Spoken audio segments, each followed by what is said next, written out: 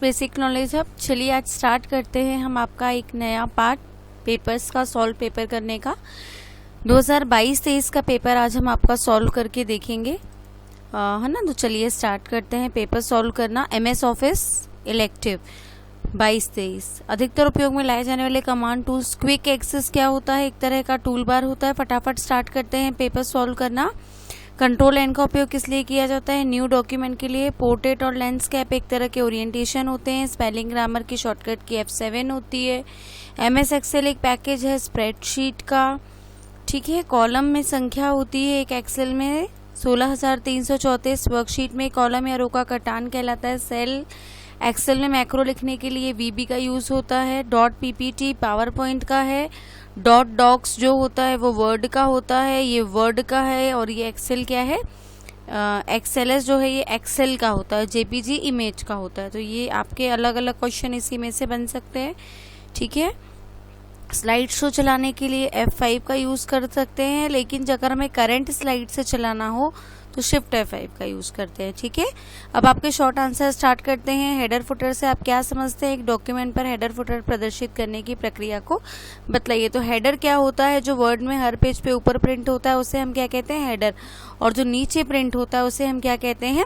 Footer कहते हैं। तो बेसिकली अगर हम ये देखें कि हेडर और फुटर क्या होता है, तो header is a section of the bottom, ठीक है। Header is a section that appears in top, while footer is a section that appear in bottom margin. एक ऊपर प्रिंट होगा और एक नीचे। Header footer generally contain additional information such as page number, date, author name, mono, logo और भी बहुत सारी चीज़ें ऐसी हैं। हम इमेजेस उसमें ऐड कर सकते हैं हेडर फुटर में, छोटी छोटी, ठीक है। अगर हम इसको स्टार्ट करें, एग्जाम में आपको लिखना है तो कैसे लिखना और कैसे प्रैक्टिकल करना वो भी मैं शॉर्ट में बता दूंगी, ठीक है। वीडियो के अंत तक बने रहिएगा।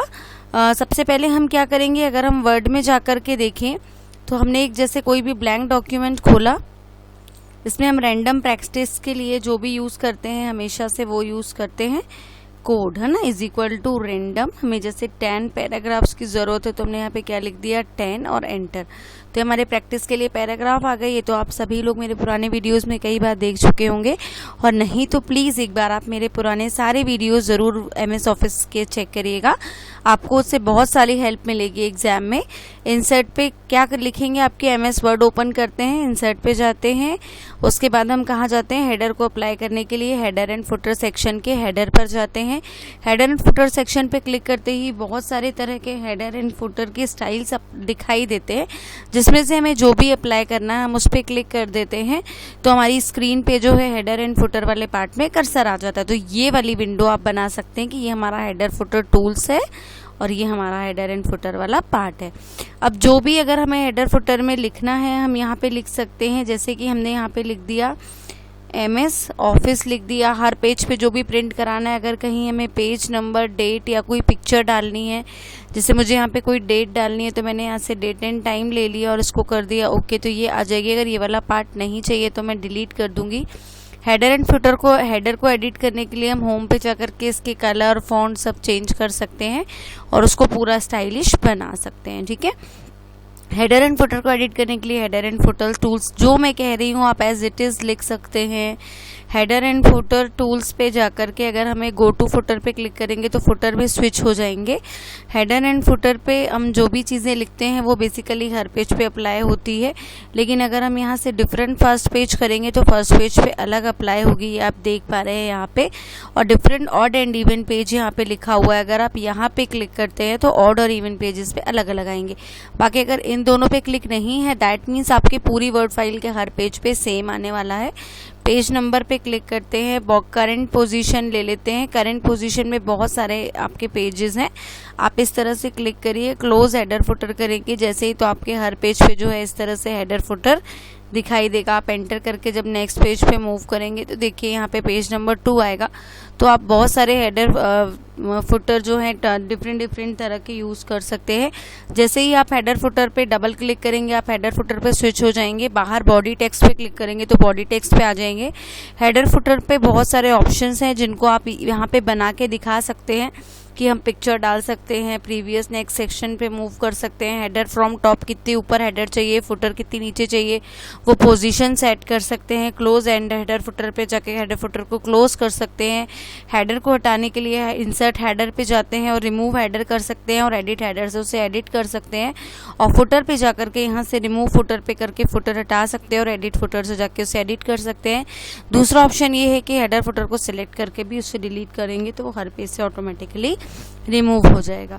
तो इसके पूरे ऑप्शंस आप इस तरह से लिख सकते हैं। शॉर्ट आंसर है, ज़्यादा लिखने की ज़रूरत नहीं है। लॉन्ग में आता है तो पूरा अच्छे से आप इसके डायग्राम बना करके इसको इस तरह से लिख सकते हैं कि देखिए हम यहाँ जाते हैं, ये वाली विंडो आप बना दीजिए हेडर एंड फुटर टूल्स वाली, है ना, और ये पूरा आप बना दीजिए कि इस तरह से इसको हम यूज़ करते हैं और इस तरह से इसको लिख सकते हैं। ठीक है, चलिए फिर नेक्स्ट क्वेश्चन क्या है आपका, इसमें देखिए स्पेल चेक।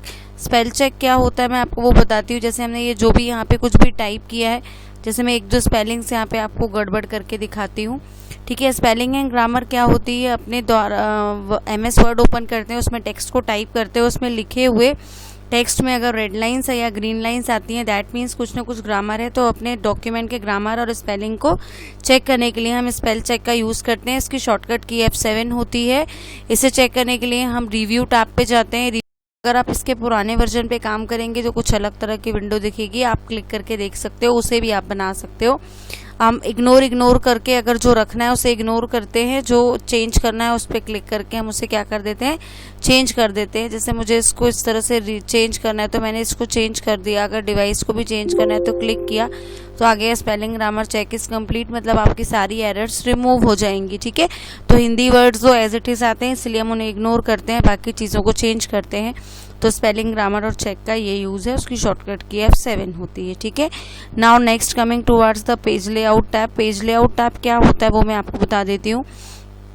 पेज लेआउट आपके MS वर्ड में यूज़ होता है, जो कि पेज की सेटिंग के लिए यूज़ होता है। पेज की सेटिंग में आप क्या क्या कर सकते हैं, जैसे कि आप लेआउट पे जाएंगे तो यहाँ से आप पेज का मार्जिन सेट कर सकते हैं, ओरिएंटेशन सेट कर सकते हैं, पेज का साइज सेट कर सकते हैं, है ना, और पेज A4 ये जो भी आपको चाहिए वो सब सेट कर सकते हैं। हेडर कितनी ऊपर चाहिए, फुटर कितनी नीचे चाहिए वो सब सेट कर सकते हैं।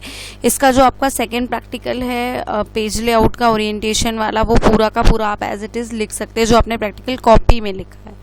ठीक है, तो ये पूरा आपका उसमें कवर हो जाएगा। गाइज ये आंसर्स क्योंकि आपके 6 नंबर के हैं तो बहुत छोटे ये नहीं माने जाएंगे, इनको आप थोड़ा बहुत लिखेंगे तभी आपको पूरे नंबर मिलेंगे। फिर क्या है, how can done multiple columns. Multiple columns क्या होते हैं MS वर्ड में आपको बताती हूँ। आप क्या लिखेंगे कि अपने जो भी टेक्स्ट हमने टाइप किया है उसको कॉलम्स में डिवाइड करने के लिए हम मल्टीपल कॉलम्स का यूज़ करते हैं। मल्टीपल कॉलम्स के लिए हम डेटा को सिलेक्ट करते हैं। डेटा को सिलेक्ट करने के बाद हम लेआउट टैब पे जाते हैं, कॉलम्स पे जाते हैं, तो इस तरह की विंडो ओपन होती है। हम इसे 2 और 3 कॉलम्स में डिवाइड कर सकते हैं, जिससे हमारा जो टेक्स्ट है वो न्यूज़पेपर लाइक डिस्प्ले होता है। और कॉलम्स पे ही जाकर के अगर हम मोर कॉलम्स पे जाते हैं तो यहाँ से लाइन बिटवीन पे क्लिक, ये वाली विंडो आप ड्रॉ कर दीजिएगा एग्जाम में।